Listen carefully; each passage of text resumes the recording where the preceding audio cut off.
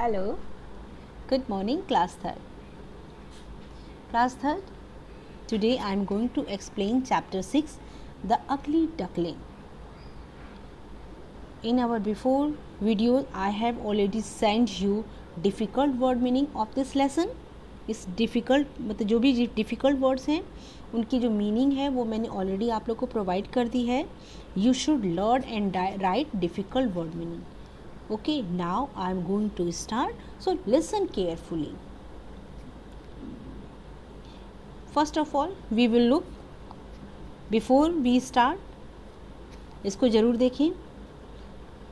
Look at the given picture. क्या कह रहा है कि look at the given picture. जो पिक्चर दिए गए हैं उनको देखें. The children are making fun of the new student. किस पिक्चर की बात हो रही है? इस पिक्चर की. कह रहे कि look at the given picture. ये जो नीचे दिए गया पिक्चर है उसको आप देखें. The children are making fun of the new student. ये न्यू स्टूडेंट है और इसका जो है ये तीनों बच्चे क्या कर रहे हैं? मेक फन, मजाक बना रहे हैं. Is the new student happy और sad. Was the new student happy और सैड. जो न्यू स्टूडेंट है वो हैप्पी है या फिर सैड मीन्स दुखी है? बताएं. What would you do if you were in his place? क्या करोगे? What would you do means तुम क्या करोगे जब तुम उसके प्लेस पर रहते. अगर तुम्हारे साथ ऐसा होता और तुम उसके प्लेस पर रहते तो तुम क्या करोगे? What would you do? Think over it. इसके ऊपर सोचो. मीन्स तुम उसकी जगह रह करके सोचो कि यदि तुम उसकी जगह रहते तो तुम क्या करते. ठीक है, चलिए स्टार्ट करते हैं. On this page there are main 3 difficult words.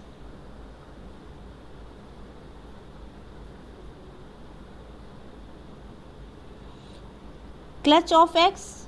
Clutch of eggs means होता है all the eggs by the same birds. किसी बर्ड्स के सारे अंडे.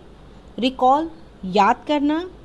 पॉप कम आउट मीन्स अंडे से बाहर आना.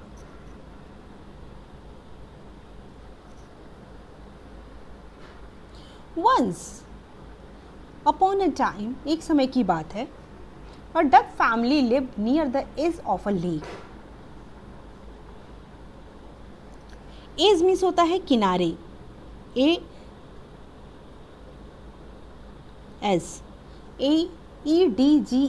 edge means किनारे of lake. एक समय की बात है कि एक जो डक की फैमिली थी वह झील के किनारे रहती थी. lived means रहना. लिव्ड मीन्स रहना. नियर मीन्स पास में और लेक मीन्स झील. वंस अपॉन अ टाइम एक समय की बात है. और डक फैमिली एक डक फैमिली थी वो झील के किनारे रहती थी. Mother duck had been sitting on a clutch of 7 egg. जो मदर डक थी वो उसके 7 एग्स थे उनके ऊपर वो सिटिंग मीन्स बैठी हुई थी. किस लिए? कि वो जो है उन एग्स को हैच कर रही थी जिसे हिंदी में कहते हैं सेना. क्योंकि अगर एग के ऊपर मदर डक नहीं बैठेगी तो उसके अंदर से जो बेबी है वो ग्रो नहीं करेंगे. She waited patiently. Waited means होता है इंतज़ार करना. पेशेंसली मीन्स धैर्यपूर्वक. She waited patiently day and night for her babies to hatch. Means वो पूरे दिन रात इंतज़ार कर रही थी धैर्य के साथ. किस लिए? डे एंड नाइट मीन्स दिन और रात में. किस लिए? कि उसके जो बेबीज़ हैं वो अंडे से बाहर आ सकें. One fine morning. एक अच्छी सुबह. वन फाइन मॉर्निंग मीन्स एक अच्छी सुबह. The mother duck felt something move beneath her. Means वो एक दिन क्या है कि वो जो है अंडों के ऊपर बैठी हुई थी तो उसने फील किया. She felt. फेल्ट मीन्स महसूस करना. उसने महसूस किया कि समथिंग मूविंग कुछ हिल रहा है. कहाँ? बीनीथ. बीनीथ मीन्स उसके नीचे. उसके नीचे मतलब कि वो अंडों के ऊपर बैठी हुई थी तो उसके नीचे कुछ हिल रहा है. Crack crack crack. तभी कोई चीज़ जैसे टूटता है ना, अंडे टूटते हैं तो उनकी जो साउंड होती है वो क्रैक क्रैक क्रैक. जो अंडे थे वो टूटे. One by one the eggs cracked open and out came. एक के बाद एक जो अंडे हैं वो क्या होते गए? क्रैक्ड होते गए. क्रैक्ड मीन्स टूटते गए और ओपन मीन्स खुलते चले गए और उसके अंदर से जितने भी प्रिटी प्लफी येलो डकलिंग थे. डकलिंग मीन्स डक के जो बच्चे थे वो बाहर आए. Only 1 egg did not hatch. लेकिन सिर्फ एक एग था वो नहीं टूटा. It was the biggest egg of all. Biggest means सबसे बड़ा, यहाँ सुपरलेटिव डिग्री है. It was the biggest eggs of all.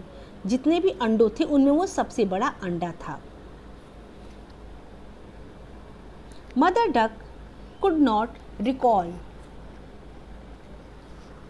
Mother duck could not recall laying that 7 egg. जो मदर कुड है, जो मदर डक थी उसको बिल्कुल भी याद नहीं रह, रिकॉल मीन्स याद करना, बिल्कुल भी उसको याद नहीं था कि उसका जो 7th एग भी है.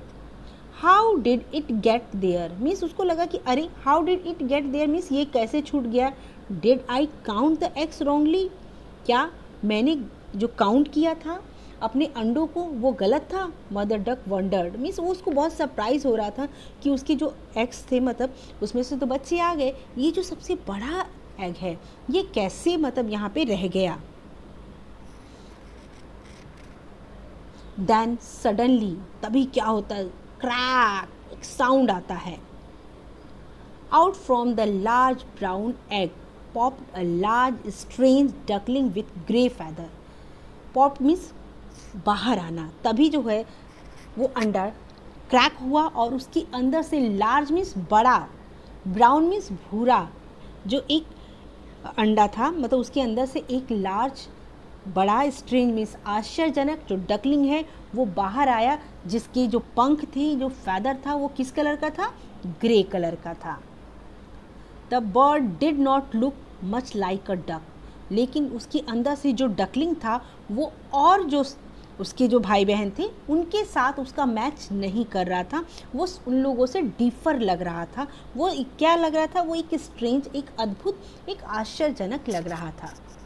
अर्ली नेक्स्ट मॉर्निंग मीन्स जो मदर डक है उसको भी शायद ये नहीं लग रहा था कि ये भी उसका डकलिंग है. अर्ली नेक्स्ट मॉर्निंग मीन्स अगली सुबह. Mother duck took her ducklings to nearby pond to teach them how to swim. Early next morning means अगली सुबह जो मदर डक है. took her duckling means अपने बच्चों को ले करके गई कहाँ, to nearby पास में, pond means तालाब में, किस लिए, to teach them सिखाने के लिए, how to swim किस तरह से तैरा जाता है. The ducklings swam together beside their mother. जितने भी डकलिंग्स थे, जो बच्चे थे, वो स्वैम मतलब स्विम का सेकेंड फॉर्म स्वैम, वो जो है साथ साथ में अपने मदर के अगल बगल, बिसाइड मीन्स उसके अगल बगल अपने मदर के वो तैर रहे थे और तैरना सीख रहे थे. ओके, तो today I have explain this page in a homework. You will read again this page and find out difficult words on this page. इस पेज पे जितने भी डिफ़िकल्ट वर्ड्स हैं उनको फाइंड करेंगे एंड यू विल अंडरलाइन, और उसको क्या करेंगे, जो डिफ़िकल्ट वर्ड्स हैं उनको अंडरलाइन करेंगे. ठीक है, अंडरलाइन कैसे करेंगे, जैसे for example if you found crack then you can underline fluffy, 7th, wrongly, wonder. यदि आपको जो भी डिफ़िकल्ट वर्ड लगती हैं उनको आप इसी तरीके से same like way you will also underline difficult words on this page. Till then take care.